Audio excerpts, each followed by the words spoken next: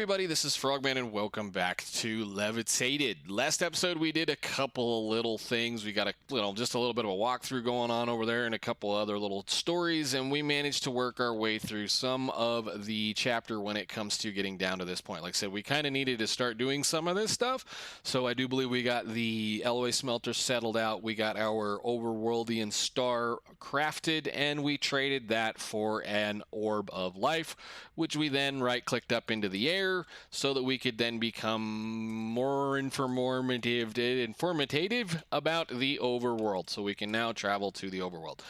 There's a big problem with traveling to the overworld, and there's a couple of things that we're going to have to work towards to get that part. So we're going to eventually, I should say, we're going to kind of start working on it a little bit today with some of the little projects that we've already been putting together. But we're going to have to start working on automating the rainbow generator and all the fun stuff that goes with the rainbow generator from extra utilities. And of course, anybody's ever messed around with that thing or anything like that, if we go rainbow generator, right there, that's the handcrafted contact tweaked ones. When all the other generators are creating power, chase the unlimited power of the rainbow. What that means is we have to make all of the, let's see, can I do this, Jen?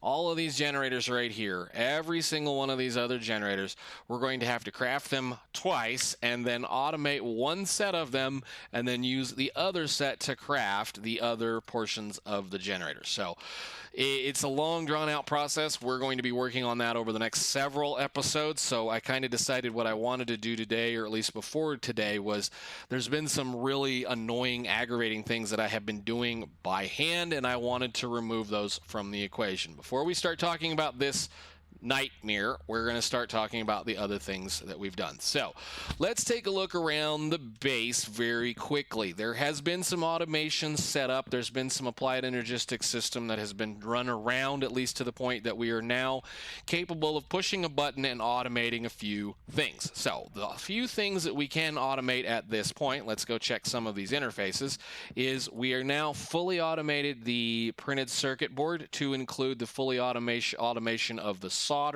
which I'm using to do a few things. Basically, we're using the applied Energistics system to do most of these automations, mainly because of the fact it's time to start getting a little bit serious about the automation. So when we pull a trigger, push the button, we get a printed circuit board front to back without any interaction from my player. To start with over here, we're using the unfortunate thing is we have to use the Tinker's Smeltery to craft the solder, and this is a kind of one of those royal pain in the butt things because of the fact this interface can do certain things very stupidly. So I'm going to go ahead and just use this one since we already have it set up. We've got it set up using an ME interface that we're just keeping a couple of the lead and tin ingots in stock. Of course, solder is an alloy of, let's see if I can get this over with pretty quickly. Nope, I can't because I can't spell. Solder is an alloy of lead and tin, which basically a 2-to-1, 2 ingots of each the lead and the tin ingot will lead to a single bucket of solder. And I'm measuring or monitoring that with a ME fluid level interface that is reading this storage bus, which is reading this iron drum. And I'm using a transfer node that has been set with a solder fluid or filter fluid thingy here to pull that back out, put it into that drum. We already had the drum. I figured I just took it up into the system and just kind of make it janky as we could. So that whole thing is sort of more or less automated.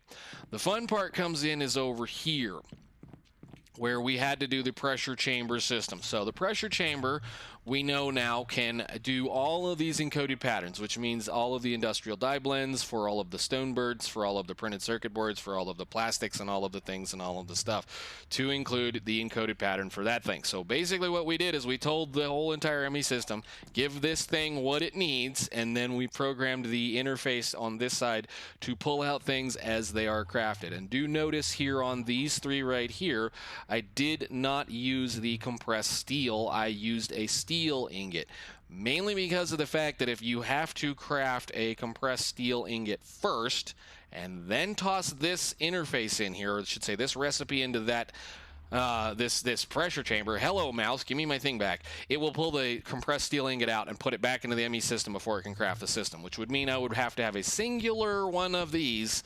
specifically for compressed steel. So we just decided if I have to do anything special, what I will do is I will just blank out one of these, or I'll just put compressed steel in here. I'll pull something out and I'll let it do it. If I gotta make a bunch of compressed steel, I will make it by hand. For the most part, there's nothing else that needs compressed steel other than that. So all of those are ready to go. So the rest of the fun stuff, of course, we had to automate stone burnt over there. So there's an interface sitting on top of that resonator to do that. And let's see, over here as well, we have that one requires solitude dye, which I think I've got the solitude dye completely crafted out into the system, which requires interaction with both the alloy smelter and the sag mill and various other things growing around. But this thing is completely taken care of. Now, in order to do that, we needed 3 types of plastic, which of course requires 3 types of plastic mixers. So I went ahead and added 3 more plastic mixers, keeping in stock a stack of black dye, or black plastic, cyan plastic, and green plastic. Those are all stocked pretty much all of the time, to include keeping the dyes and whatnot that we need in stock to keep these things working. Unfortunately, these will only work with vanilla dyes. We can only use vanilla dyes in the plastic mixer, so I can't auto-magic it through some kind of fancy redstone like we have downstairs that takes care of some Botania stuff. So this was a kind of a pain in the butt, but that's okay. We can sort it. They're of course being monitored by storage buses that are sitting on the side over here and handling things. We'll talk about those in just a second, but for the minute now, that means also we're able to, since the applied Energistics system is over here, we're able to then automate the assembly system, or the assembly platform, or whatever you call this thing. What is this thing called? Assembly machine, assembly controller, assembly, all this wonderful stuff is now automated based off of that system. So anything I need to put in here, I can toss another one of these in here. What is clicking? Whatever. Anyhow, this is all sorted out. We're ready to go. Anytime I need to add a new recipe, we can just sort this in here. And I have the laser and drill recipe, where the program, which basically tells this thing can do either or if need be. Which is a pain because of the fact that it can mean that certain things are a little longer or a little shorter. What is making the clicking noise?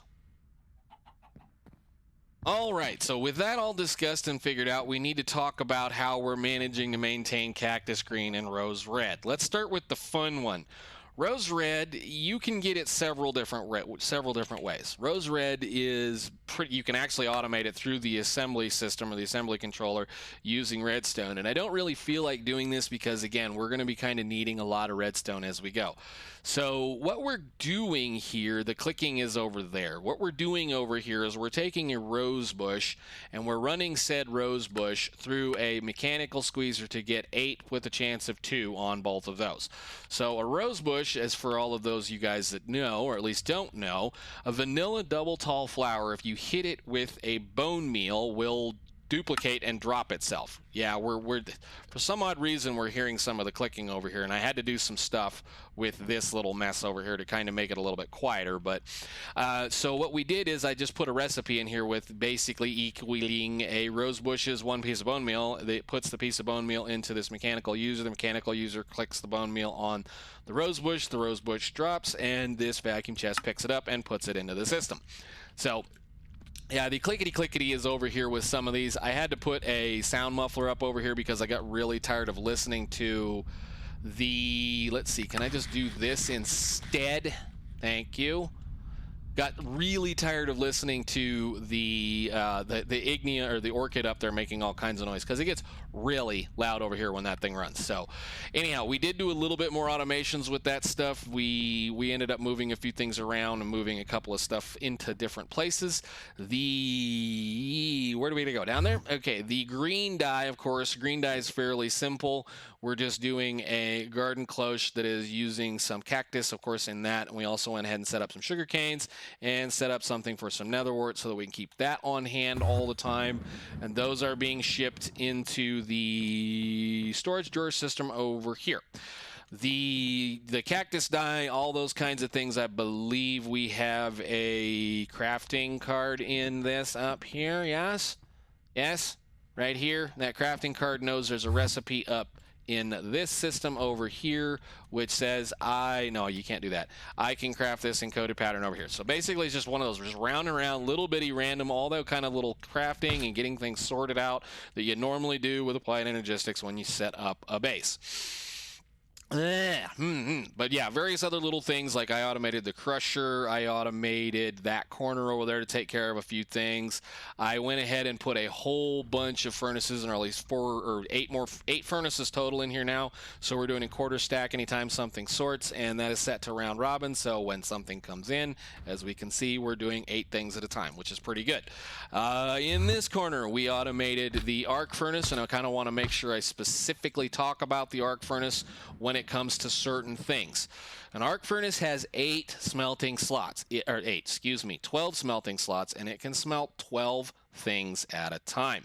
But you have to tell it to put a single item in each one of these little inventory slots, or else it'll just stack them up until you have a full. So you have a stack here, stack here, stack here. Otherwise, you won't be utilizing the full power of an arc furnace.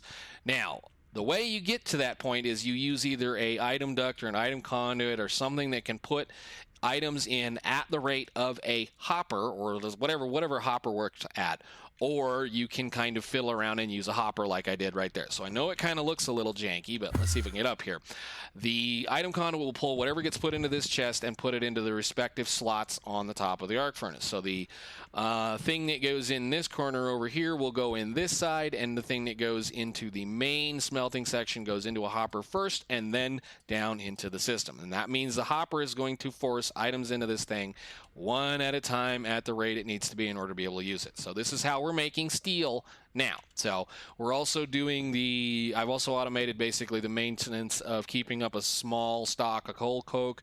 Basically, once that runs underneath a certain level of a number, it will send coal into this mini chest, which is then put down here into those 2 coke ovens.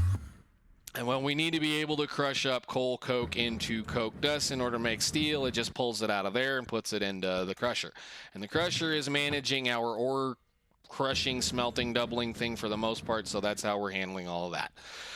Blah, blah, blah, blah, blah, blah, blah, blah. I think the only thing left at this point is that we do have a couple of plate presses up there. I went ahead and automated everything you can do. Plate presses, metal presses for immersive engineering. So let's see, can we do this?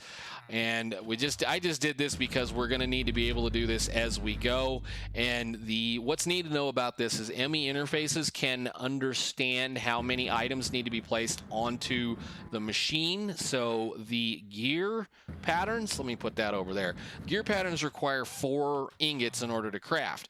And this knows to just put 4 ingots down in a stack into that and then run through the rest of the system. Okay, let's go over here.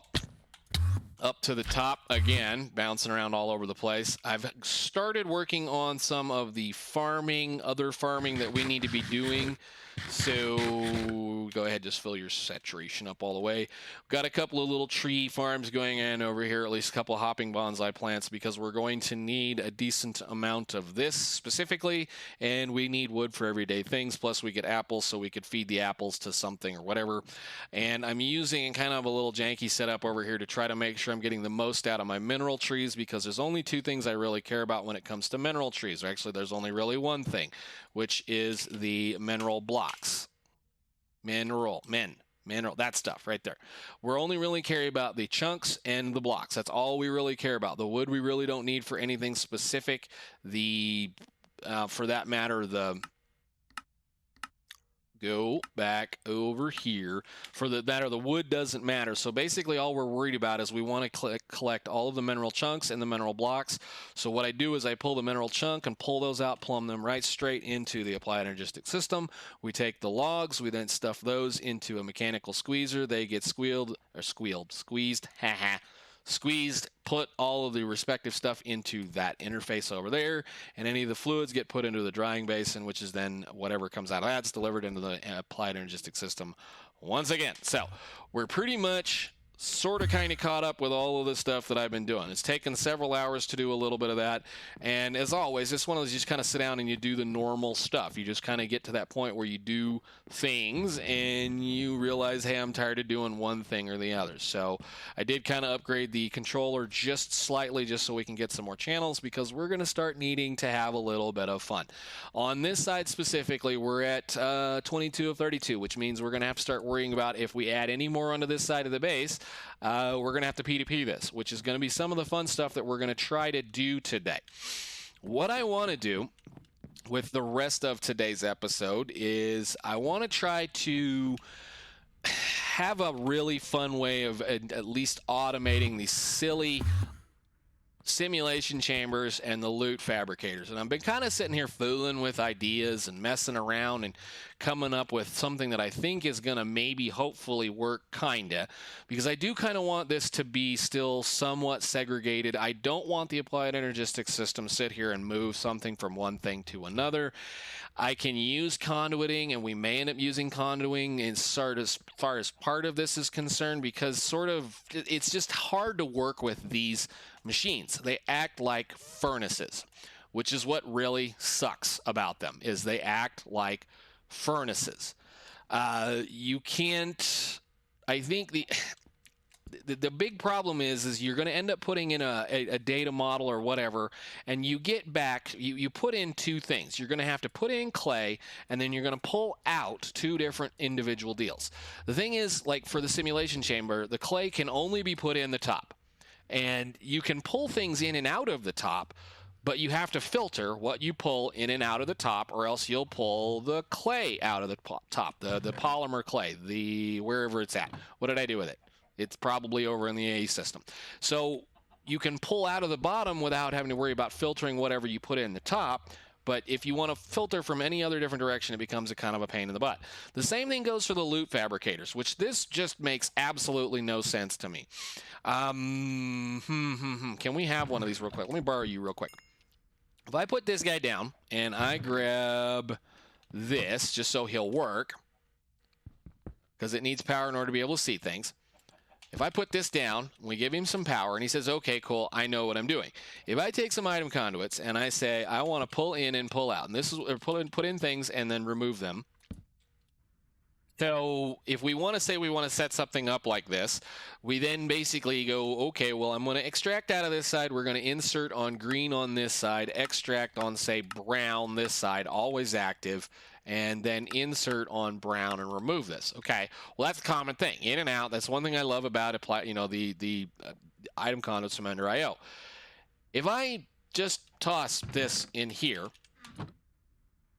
it's going to sit there and think about it. I think if I turn this on, always active, it's going to put it in there. And see what it's doing? Even if I tell it, it's pulling it out, which makes no sense. And I can't remove this from this side. This has to be drawn out from the bottom. So it's a hassle, because that means when things are sided like that, you have to babysit them and understand how you're going to play with them. Where is that? There we go. So that's going to be the biggest problem with this mod, is that you have to remove things from the side. You have to basically, you got to treat it like a vanilla furnace, which is okay, but it can be kind of a pain in the tail when you want to try to make a nice, neat looking thing.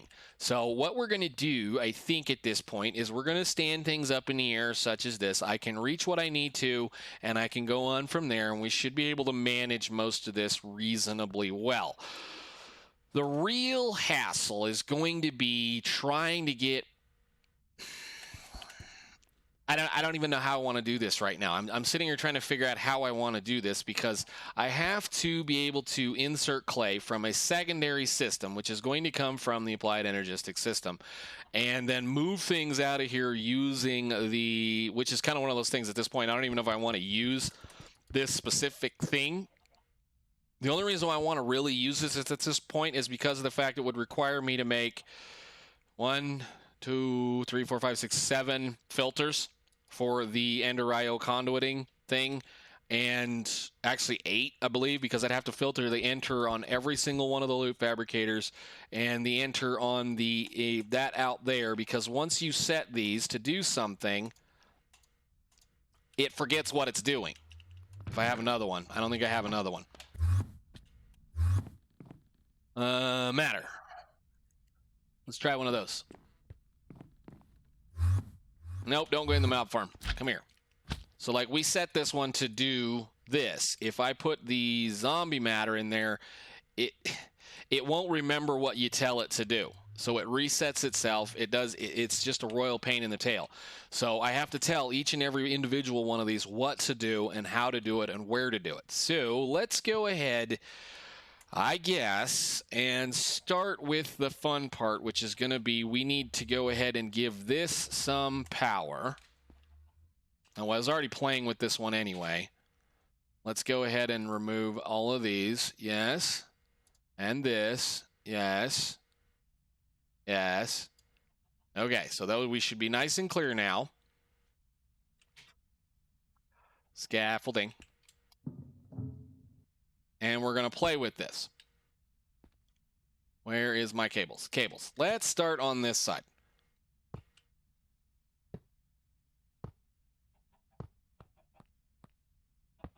And this is when we're going to play with the... I mean, I suppose I could color those connectors and it'd make it a little bit easier. Anyhow, let's see what we can do. First thing we need to do, of course, is we need to create a energy channel. So let's just make number 8 as the energy channel. We're going to pull energy out of here. And we're going to insert it into every one of these and copy this. Okay. Paste. Paste. What are you doing? I said copy. Oh, channel. There we go. Create, create, create, create, create, create, all the way up the board. Okay. So that should mean that everybody will slowly get power. And like I said, I kind of want to use this because this thing has an unlimited ability to be able to do things. And this cabling technically has a very, very good transfer rate as far as delivering power to machines. So especially this one that's going to take, 6,000 RF a tick to run. So we'll play around with those a little bit. All right, I think actually what we can do here is I can label these. Dave? No, I didn't want to do that. Wither, top. Wither, yeah, okay, cool. So that will at least tell me what they are if I look at them, right? Yes, so that one's going to be Wither. Oh, great, I screwed the thing up. Give me my... Flat, wonderful. All right, so that'll tell me Wither. This will tell me Wither. So I should be able to label those reasonably well. What I want to do is this is where the pain comes from because of the fact we have to be able to do all of this in one specific fashion. We need to be able to put all the power into one thing. So I think what I want to start with, we're going to start with the Blaze data model here. Let's just say Blaze, not Basal's. Thank you. And then we'll play with the Blaze. So Blaze is going to be this one right here on the end. So Blaze and Blaze. I want to take we're going to do an item. We're going to create it. And we're going to take the Blaze and we're going to create here this is the simulation chamber. We're going to want to extract everything out of that thing. Don't even care what it does. Basically, all of these, we're going to say extract, no, not insert, extract, and extract. On this one side. We don't even really care. It's only going to deliver 2 or 3 things per iteration. Doesn't matter what comes out of this at this point. What we need to worry about now is an insert on the correct thing. So this Blaze one, we're going to create an insert. And unfortunately, I don't think... Just go ahead and create inserts on all of these. So these are the Wither Fabricator thingies. So like say here on this connector, I want to whitelist only pristine Wither matter. So it's only going to come out of here. Whatever comes out of that's going to be there. Do we have any more stuff or am I going to have to run these a little bit? Matter. So I have witch matter and lots of Wither matter. We're going to have to run that. Wither skeleton matter, we're going to run that a little bit too. Let's get some of this other stuff. Clay. I know I made some. Thank you. Cool. Awesome. Up there. If I do this and just do that, I'm up there.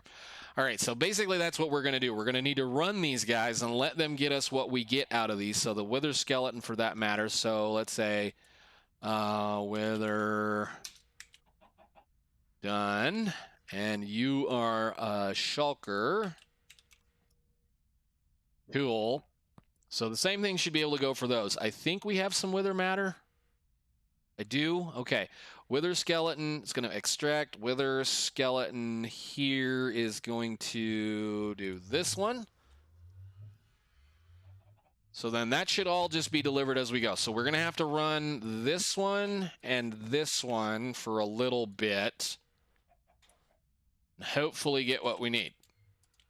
Well, that worked right after the first one. So, alrighty, cool. Let's say here. So, I'm wondering if it's just pulling it out and dropping it right into the first one it needs to drop it into. So, this is the wither skeleton. This is the shulker. So, if I say here, insert, once again, you get that matter.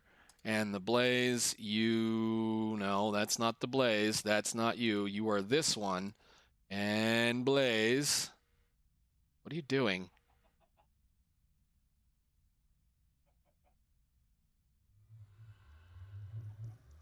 This should be individual.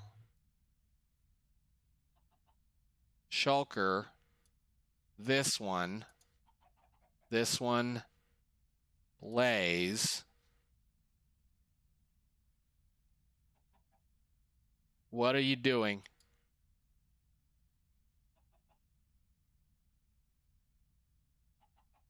No, you were working just perfectly fine a second ago. Wither skeleton.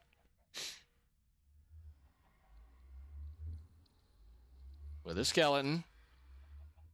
Thank you. This is supposed to be a shulker. This is a blaze. Wither, shulker, skeleton. Okay, cool. So that means they'll pull anything out of here and put those into their respective things, which I can then define what I want them to do. Awesome. So that means I can put this in here. You can go ahead and start working on that. And zombie matter, this is the wither skeleton. Yes, you can use that up. Cool. You can have this, and you can have, no, this. No, I was right the first time. Nope. You go in, yeah, you go in there, and you go in there. No, here. All right, so that way we know what we're doing. And what I can do is I can put signs or I can put labels or something on them to make them look pretty cool. I'm not going to touch these yet. I'm not going to touch the settings on them yet because they don't need to be running. So let's go ahead and grab that junk out. There we go. Okay, cool. So we have other things we're going to have to store. We're going to have other things we're going to have to worry about. But for right now, I just kind of wanted to get that figured out. Now, the next fun part here is something that I'm not quite so certain a lot of people maybe know about Applied Energistics, or at least maybe you do and maybe you don't. But we're going to put some of this away. We don't need any of this. We're going to go play with a little bit of something that I haven't gotten to mess with in a little while. So, workshop up. And that is called P2P tunneling. But we're going to do shared cabling on P2P tunneling. So I'm going to use the initial section down here just because this one is, it's already being utilized. It's being worked. And I only need 2 more channels to bring 32 channels over there. So what I'm going to do is I'm going to stick a dense cable up here just so I can count. I hate it when people put P2P channels, P2P tunnels on, on something like this because you can't see how many channels you have. So what we do this way is we know that we're going to pull out 32 channels. We're going to plug it into this P2P here. I've already got this set up, and we're going to right-click and copy the basic settings so that it knows it's pulling off of that. And then we're going to dump a cable into this otherwise already utilized dense cable and borrow 2 channels from it. I'm going to bring 2 channels out here, or the second channel. And the reason why we're borrowing 2 channels, I think I'm going to want that up there, maybe. Yeah, let's just put it right there. I can move it later if I have to. And my interface that we have, and I can stick the other P2P tunnel right there. And if I click this on that, hey, load. Oh, it's wrong card, stupid. Wrong card. That's the card. Now it says device loaded configuration from memory card. That means we now have 32 channels available right there for the cost of 2 on the main one, which is kind of cool.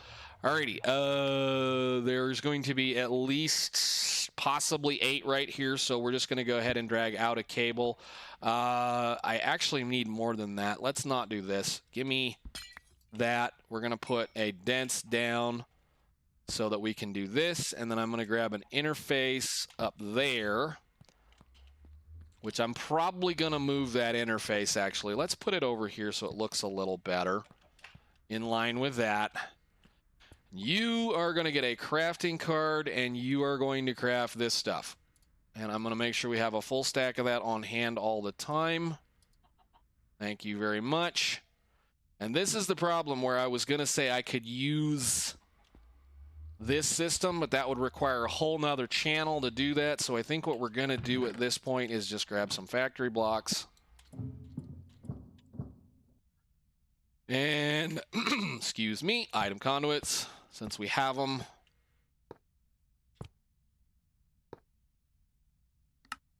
Round robin. Get ready for the pain. Nope. And one more. Insert. Insert. And thing. And those should be getting stuff, which means that one right here is running, which means I'm taking you out because I'm not going to let you run right now. These other ones can run. That's perfectly fine. You're working. You're working. Failed, but working. And all it's going to do is just slowly eat up some of our stuff and craft that up. That clay is going to get delivered around the outside. So then you're asking me, well, why did you bother doing all of that when you could have just, just delivered a few things back? Some of this stuff, we're going to just keep this much. I mean, I might not even keep this much. This one, for that matter, this is going to be doing coal. So let's tell it coal and let it start running. This one's going to be doing diamonds, so let it start doing diamonds. This one, again, we're only going to just keep certain amounts of this stuff on hand. So this one's going to get a storage bus. This one's going to get an export bus. This one's going to get an export bus. This one's going to get a storage bus because I don't need two locations to store various things. So what we're going to do, and the reason why I brought so much of that over there, is we need, what was that, 2 storage buses? So let's do this, 2 of these. And then I need import import times 2 and a level emitter. The one thing that I haven't done is, shame on me, forgot to do this. So let's see, processor, make 2 of those, please. And then I'll have to, while we're doing that, I want that as a recipe, please. Thank you. This is starting to get full. I need a new stack. Go. Cool. So storage bus, import bus, and 2 level emitters. 2. Thank you. And a bunch of cable, which I think we have plenty of cable. And some fun with stuff. So again, we just want to know how many of these nether stars we have. That's it. That's all we want to know. We don't care. So this may be a little bit of a pain in the butt to get these on. I think if I do this and that, you'll look at it. Okay, cool. This, again, I want this to be,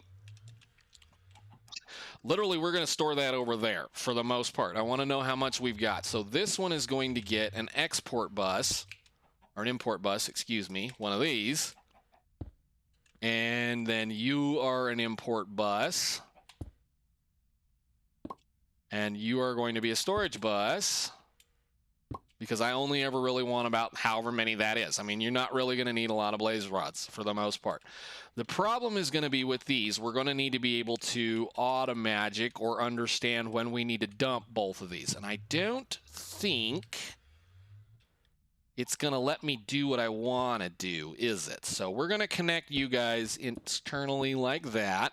And then you 2 need to be able to be reached from back here. So that means I need to break. Can I do that right in between them? Maybe. Can I do it right there? That would be super cool if I could. I don't think they'll live in the same block space. Yes, they will. Amazing. Cool. Awesome. So that means I can just do... This will look a little fancier. That's all. It'll just look a little fancier. Click. And that will be not quite 8 channels, so good enough for the stuff that we're doing. Go up there and get to work. Now those are going to be on because they're set to be on. We're going to do this with them and this with them. Coal we're going to want to keep, I don't know, 3,000 on hand at all times. So that should be below level. It's not below level. How much coal do we have? Whatever. Okay. And diamonds, we're going to say, again, 3,000. Oh, yeah. Give me a diamond. Oh, shoot. It's stuck at all. Give me that. Come back. Nope. I got to quit landing in that thing. All right. So how much coal do we currently have? We have quite a bit of coal. Good deal.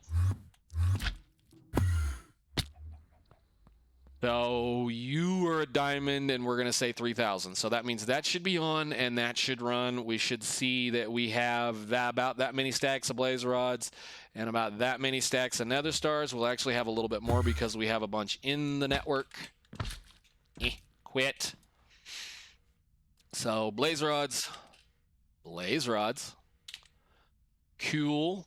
And the only problem is if I pull anything out of those, it will put it back into the regular applied Energistics system, but that's okay. We're not going to really worry about it. The last thing we need to deal with is these matters, which the matters, I believe, we should be able to interface with that interface right there with one more connector.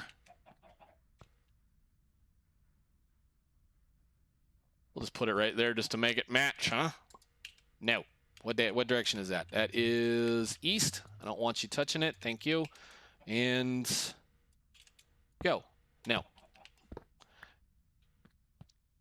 And this, I'm going to tell it this, and this, and this, and this. Interface, you're going to insert, create, whitelist, matter, and matter, and then we should have one more matter, which is over here, that one. Where did you go? Cool. So that should dump those out.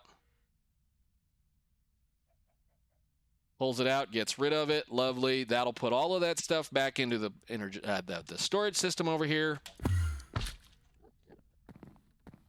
And away we go. Now, there's a reason why I want to do that, of course, especially the overworld matter.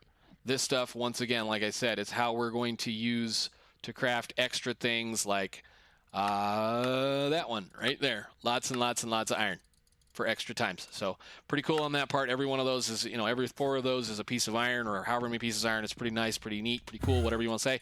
Down, missed.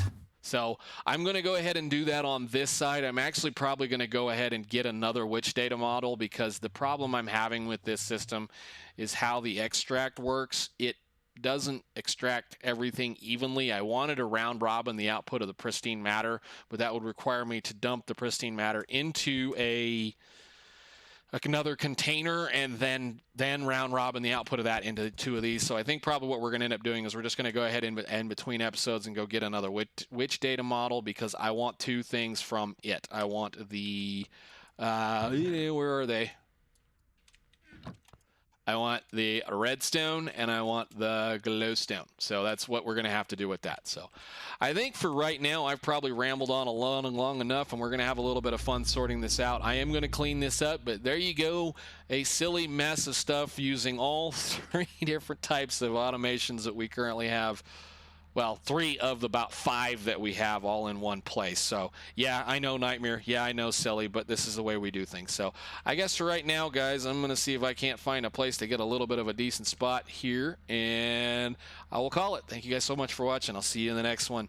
Hopefully this stuff will be up and running, ready to go, and we will start working on automating the rainbow generator. Thanks for watching. Bye.